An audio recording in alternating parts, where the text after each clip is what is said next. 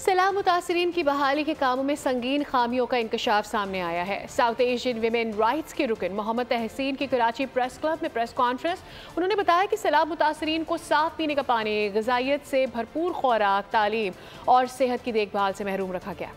मुतासरीन की बहाली के कामों में संगीन खामियों का इंकशाफ। साउथ एशियन विमेन राइट्स के रुकन मोहम्मद तहसीन ने पर्दा उठा दिया। मकासद यही थे जो मैंने आपको बताया कि देखें क्या हो रहा है, कुछ ज़िंदगियों में फ़र्क पड़ा है, लोगों को कुछ मिला, हुकूमत नहीं हुई, क्या किया हुकूमत ने, तो और मौसमियाती जो तब्दीलियाँ आई हैं उनके बारे में जनरली हमारे शहरों में क्या समझा जा रहा है, तो इन बातों को हमने समझने की कोशिश की है। इंसानी हुकूक की तंजीम ने 6 से 10 जनवरी तक सिंध में 2022 के सैलाब ज़दगान पर तहकीकात की। लाड़काना, शिकारपुर, नवाबशाह और हैदराबाद का दौरा किया। मिशन का मकसद सैलाब के बाद तामीर नौ और बहाली के अमल में हुकूमती कारकर्दगी का जायजा लेना था। इस तौर पे नवाबशाह और फिर हैदराबाद में यहाँ पे हमने आके मुख्तलिफ दो गाँव वगैरह भी जगह जगह विज़िट किए, लेकिन ज़्यादा वक्त हमने मुख्तलिफ कम्युनिटी से ख़वातीन और मर्दों को बुला के उनसे पूछा कि उनके हालात क्या, और ख़ुद भी देखे जाके। हुकूमत की जानिब से एक कमरे के घर की तामीर के लिए 3 लाख रुपए की रकम नाकाफी है।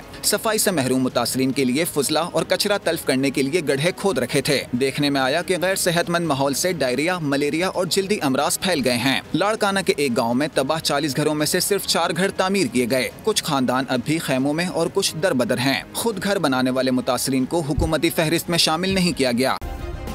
सब्सक्राइब करें और बेल दबाएं ताकि कोई खबर रह न जाए।